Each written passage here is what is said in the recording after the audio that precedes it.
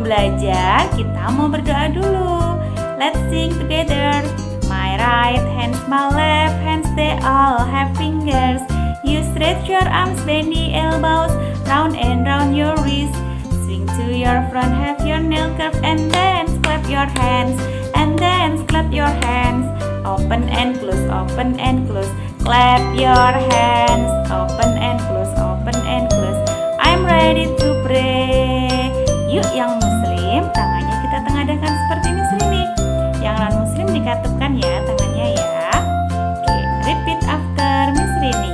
Dear God, thank you for the beautiful morning. Thank you for our teachers and friends. Now that we are ready to study, please bless us so we can study well. Amin. Thank you everybody. Nah, setelah berdoa, kita mau belajar tentang tema minggu ini. Minggu ini kita akan belajar tentang tema air, udara, dan api. Subtema untuk minggu ini adalah tentang air. Nah, Miss Rini punya lagu tentang air, yaitu hujan. Hujan, hujan lagi, basah, basah lagi. Kata nyanyi riang, bersahut-sahutan. Lihat semuanya basah, tersiram hujan. Itu lagu tentang hujan. Nah, sekarang teman-teman simak ya videonya Miss Rini tentang subtema air. Check it out. Nah, tema kita hari ini adalah tentang air, api, dan udara. Subtemanya adalah tentang air. Apa itu air? Air adalah sumber utama bagi kehidupan di muka bumi ini.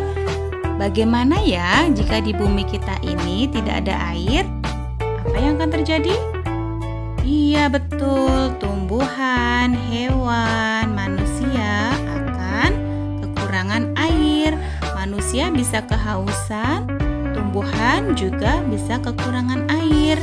Dan hewan pun juga bisa mati jika tidak ada air di muka bumi ini.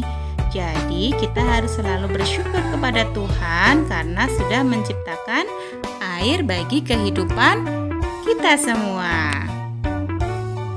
Nah, sekarang kita akan belajar tentang sumber-sumber air. Sumber air yang pertama adalah air sungai. Siapa yang pernah bermain di sungai? Wah, pasti asik ya. Air sungai adalah sumber air yang ada secara alamiah yang mengalir dari tempat yang tinggi ke tempat yang lebih rendah dan bermuara ke danau atau ke sungai yang lebih besar. Sumber air yang kedua adalah air hujan. Air hujan adalah air yang jatuh dari langit ke permukaan bumi berupa titik-titik air yang sangat banyak. Nah, air hujan ini bisa dimanfaatkan untuk menyiram tanaman supaya tidak layu dan selalu subur. Sumber air yang ketiga adalah mata air. Mata air adalah air yang keluar dengan sendirinya ke permukaan tanah. Yang keempat adalah air sumur. Air sumur adalah air yang berasal dari dalam tanah yang digali. Yang selanjutnya adalah air danau. Dan yang terakhir adalah air laut. Air laut adalah air yang berasal dari laut dan rasanya asin. Yang selanjutnya adalah manfaat atau kegunaan air. Air digunakan untuk apa saja ya? Yang pertama, air untuk minum. Setiap hari kita harus meminum air putih minimal 8 gelas. Yang kedua, air untuk mandi. Supaya badan kita tetap sehat, bersih, kita harus rajin mandi. Dan yang ketiga, air untuk berwudu bagi yang beragama Muslim. Nah, selain itu banyak sekali manfaat dari air. Air juga bisa digunakan untuk menyiram tanaman, karena tanaman juga membutuhkan air untuk tumbuh dan berkembang. Selain itu, air juga digunakan untuk menggosok gigi supaya gigi kita tetap bersih, sehat, dan terhindar dari kuman. Yang selanjutnya, air juga digunakan untuk mencuci tangan. Nah, apalagi di saat pandemi seperti ini, kita harus sering rajin cuci tangan menggunakan sabun dan air yang mengalir. Selain itu, air juga dimanfaatkan untuk mencuci piring, untuk mencuci baju, mencuci sepeda, dan untuk mencuci sepeda motor. Selain itu, air juga bisa digunakan untuk mencuci mobil. Nah, asal mula air itu dari mana ya? Asal mula air itu dari sumur atau dari tanah. Selain itu, air juga berasal dari pegunungan dan air juga berasal dari hujan. Nah, yang selanjutnya adalah bentuk dari air. Air termasuk benda cair, sehingga bentuk air sesuai dengan wadah atau tempatnya. Jika air dituang ke dalam gelas, maka bentuknya akan seperti gelas.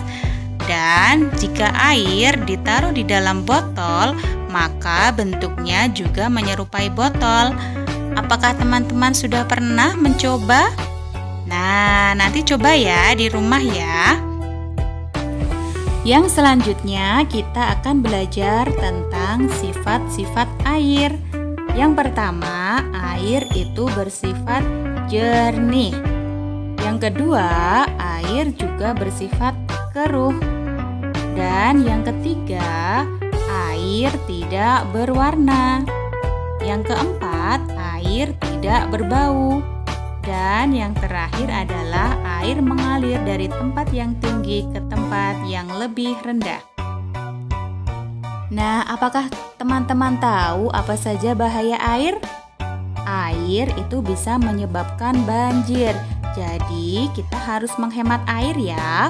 Yang kedua, yaitu air limbah. Air limbah itu sangat kotor sehingga banyak menyebabkan penyakit.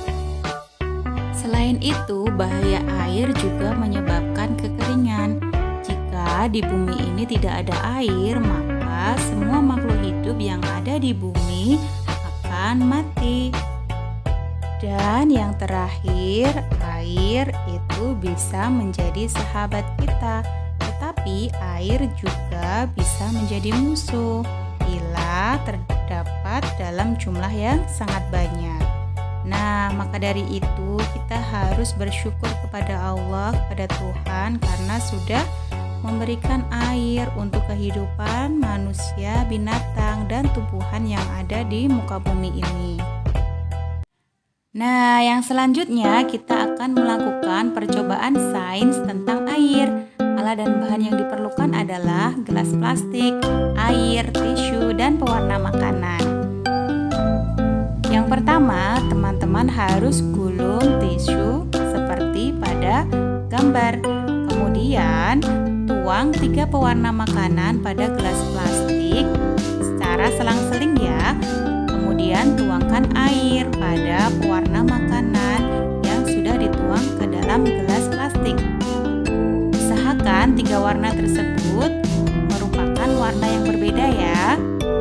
Nah, setelah selesai dituang, kemudian langkah yang selanjutnya adalah teman-teman masukkan tisu yang sudah digulung tadi ke dalam gelas plastik.